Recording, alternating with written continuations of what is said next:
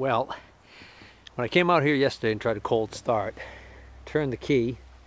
It's hard to turn because it was kind of frozen, and it didn't do anything. I mean, it was dead. It was almost like the battery wasn't even hooked up. So that's kind of what I had a couple of days ago when I was working on it, and I thought that I had left the key on and killed the battery. But I think now that there's something else going on, because I just came out here just now, turned the key, and just bumped the starter, and it engaged. So I think what might actually be happening is, I think that key switch, which was never really that great, I had cleaned it, sprayed some contact cleaner inside there, and kind of worked it back and forth and got it kind of working. I think that key switch might be intermittent. The fact that it was frozen would indicate to me that water's still getting down inside there. I tried kind of covering it up with a piece of cardboard, and that still didn't seem to do the trick. So I think I might have to end up replacing the key switch, or at the very least relocate it so that it isn't facing up. Previous owner told me that the key switch was always in that location where I put it now, since he's had it. Don't know where it was originally, but it just does seem like kind of a bad spot to put it in. You know, the cab kind of partially covers it, but certainly not enough to keep blowing wind and rain from getting down inside of it. And of course, water's not going to be very good for those contacts. So anyways, it's cranking now.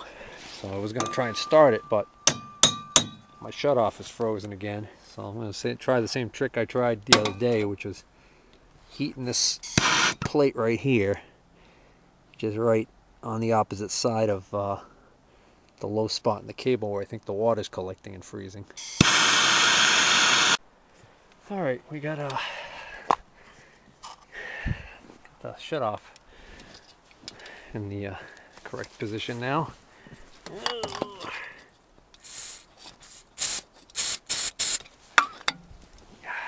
Can barely see what I'm doing over here. Let's see.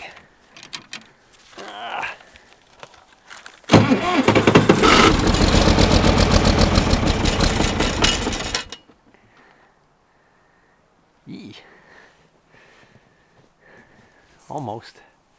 I guess because it's extra cold, it's going to be a little tougher. The other thing I could do is I could heat up the intake manifold with a torch.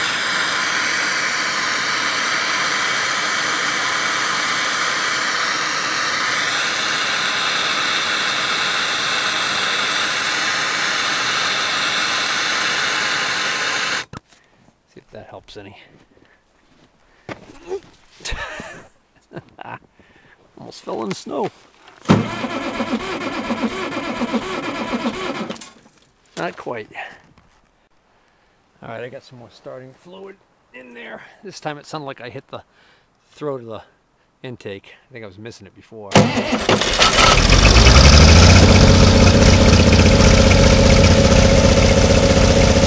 was probably it.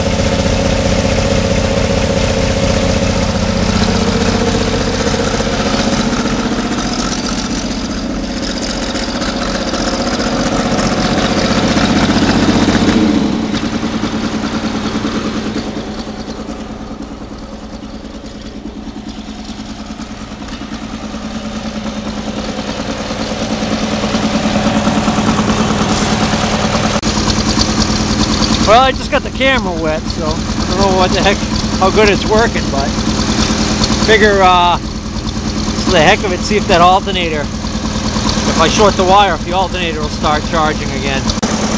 Nah, it's still not working. It's too cold and too dark to mess with that now. I do want to see if this thing's got any traction in the snow, even though it's only two-wheel drive. Well, just got back from clearing a driveway, and the two-wheel drive, it's kind of hard to steer it, but it's got pretty decent traction because of all the weight, and it actually is running pretty good. I had it in 5th gear going across the field, and it was, you know, it seemed like it had enough power to get it humming along. I was going at a pretty good clip there, and you know, when you're over there in the dark, you can't even see how much it's smoking, so it makes it sound like a pretty good running machine. Of course, see my idiot light's still lit, so my alternator's still doing nothing. But at least I got it restarted. Let's see if I can shut it off. If my fuel shut-off cable here, the shutdown cable froze again, I won't be able to shut it off. No, that's all right. Alrighty. Until tomorrow in daylight. See you later. I noticed when it was running yesterday, the belt looked like it was pretty sloppy. And sure enough, I can spin this pulley with my finger. So, belt's obviously too loose. So I probably wasn't getting enough RPMs to the alternator. So hopefully just tighten the belt up and maybe that'll solve my mystery as to why it suddenly stopped working altogether. Well, unfortunately I can't get this belt any tighter. I think I need the next size belt down because I can't swing the alternator out any further this way because of that protrusion here on the engine block. The fact that this alternator doesn't mount exactly right is a bone of contention with me, but it is what it is. So I think if I go to the next size down belt, then I should be able to adjust it tightly because I do have a little bit of leeway to move it back that way. So unfortunately though, the auto parts store is closed today because it's New Year's Day, so I'm not going to be able to do anything about that today. It's a tiny bit tighter, but not really. Well, it's 38 degrees right now, so, or thereabouts. So this wasn't frozen like it was the other day, or last night I should say. But someone gave me some advice in the comment section. Said why don't I try and get some oil down there, drip some oil on here and see if it'll follow down the cable and displace the water that might be trapped in there. And I agreed with the idea of getting something down there, but I decided I want to use PB Blaster instead. So I sprayed this with quite a bit of PB Blaster and little pulses like this and let it soak in and then wait and then do it again. I can tell by the bubbles that it's actually going down there, so that's good. The reason why I wanted to use PB Blaster is because it actually says that it somewhere on here, you know, it says it's a rust inhibitor, freeze everything stuck and rusted squeaking, but if I recall correctly, I think somewhere on here that it says it displaces water. So actually I don't see it on here now. Maybe I'm thinking of something else. Let's see. Freeze everything faster. Rust, corrosion, sticking, squeaking. There we go. Displaces moisture, does not evaporate, remains on the surface as lubricant and rust inhibitor. So that's why I wanted to use it. Alright, try a cold start. Just a little bit of starting fluid.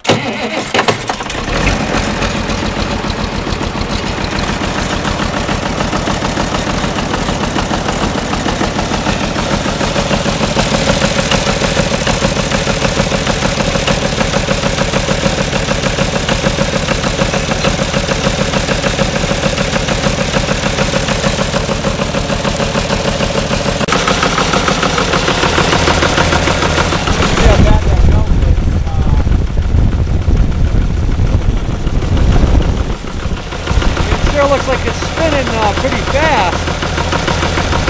Still kind of surprised I'm not getting any output. I just took the battery terminal on the alternator to the alternator case and ground, and I got 12 volts there. I got 12 volts. I know I've got 12 volts here, but I verified it with the meter. Same exact voltages across the battery, so it doesn't seem like I'm getting any voltage drop through the key switch like I thought. And then I checked the voltage here on the field wire, and I'm getting 1.7 volts, which from what I read online it should be 1 volt or more right on that connection as a normal reading. So I'm going to get a jumper wire and try and jump the field wire directly to the 12 volt source. Okay, now I'm going to do a test on the alternator. This is called full fielding the alternator. On these Delco Remy alternators of this vintage, on the back, there is a half-moon shaped hole right down here on this one. Where is it? Right here. here. This one's right here.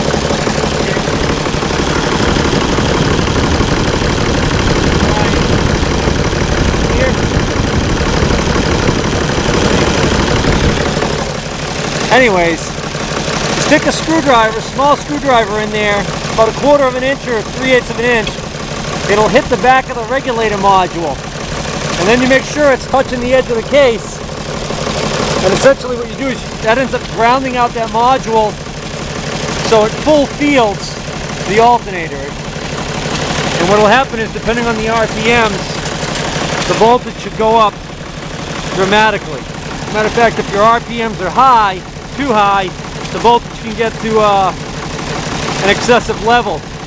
So, like if this had if this was a car and it had a computer and stuff in it, we definitely wouldn't want to be doing this the way we're going to do it. But this is just a old tractor and there's nothing hooked up to it other than the battery. So I'm on my battery terminal. So I'm looking at the battery voltage right now, 12 volts. So let's try and field this alternator.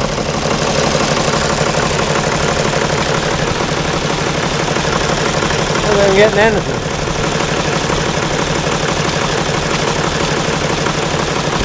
Give us some more RPMs and try it. And we're going to get squat.